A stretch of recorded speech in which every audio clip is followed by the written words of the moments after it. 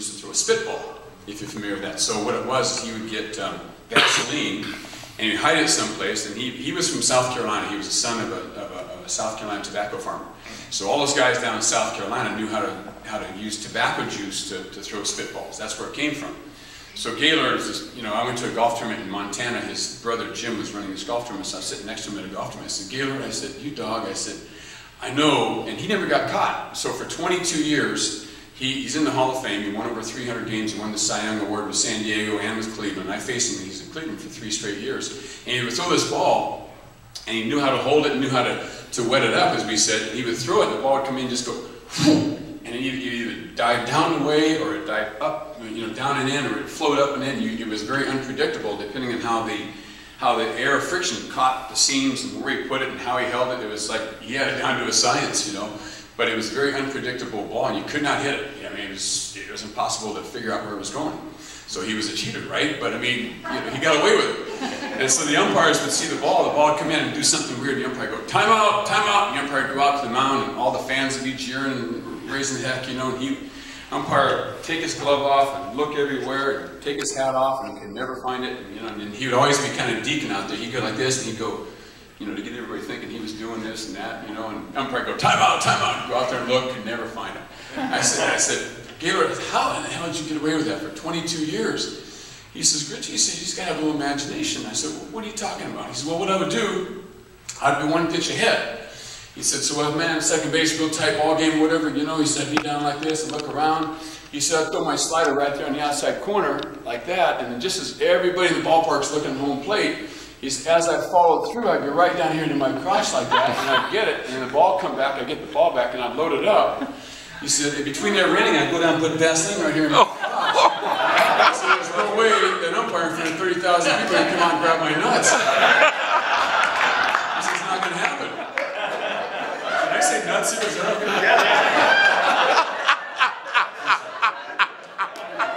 I start talking baseball, I just go right down here.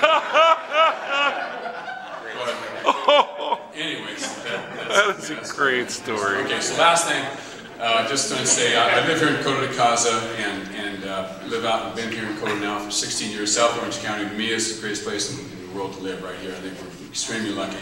All you have to do is look at the headlines today, and you know how lucky we are, right? But I do title insurance with Fidelity National Title. I work for the Angels. And one other thing I've just recently started, and it's a credit card company in Alpharetta, Georgia. Just went down there to Alpharetta, went to the national sales meeting, and it's called Priority Payment Systems. And so it's, a buddy of mine's been in the business for 25 years. He vetted out all the companies in the country as far as credit card transactions, and he's come to the conclusion this is the company with the highest integrity, the best rates, and the best service. And so I hooked up with him.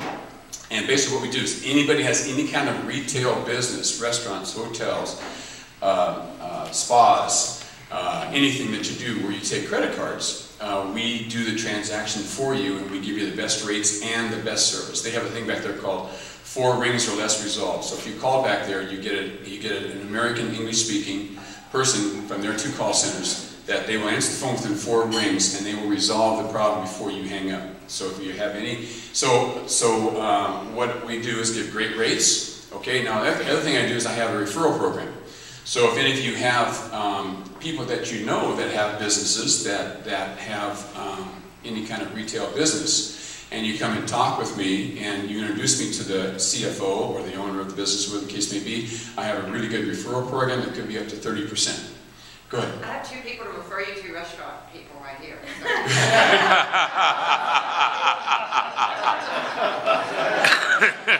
She jumped all over that. Quick question. I had the pleasure of spending some time fishing with Brent Maine, who played catcher for 13 years.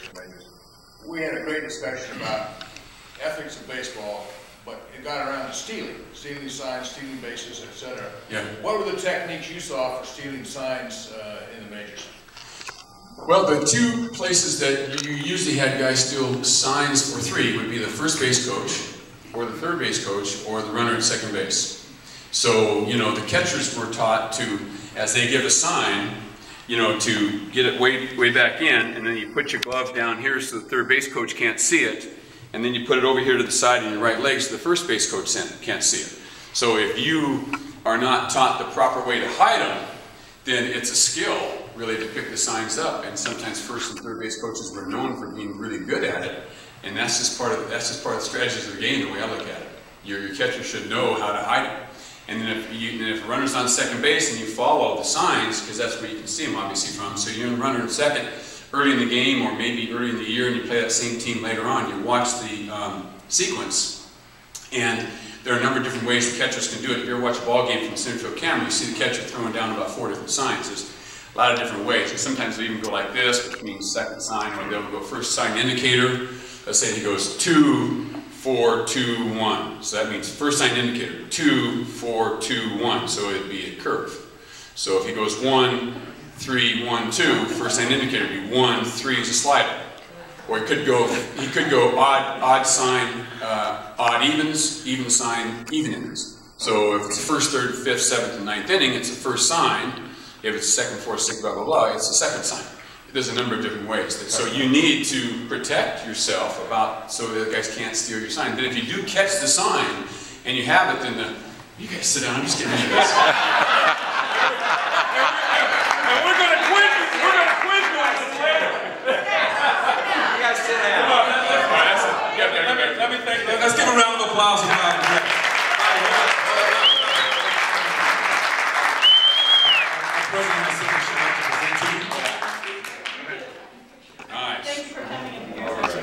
Talking. My wife will love this, believe me. But, yeah. thank Bobby. We'll stay a few minutes afterwards. If you guys have any questions, he'll stay along and answer some of your questions. Retail business, the shirt comes So, yeah, retail business. So, once again, one more round of applause for Bobby Grich. Go ahead.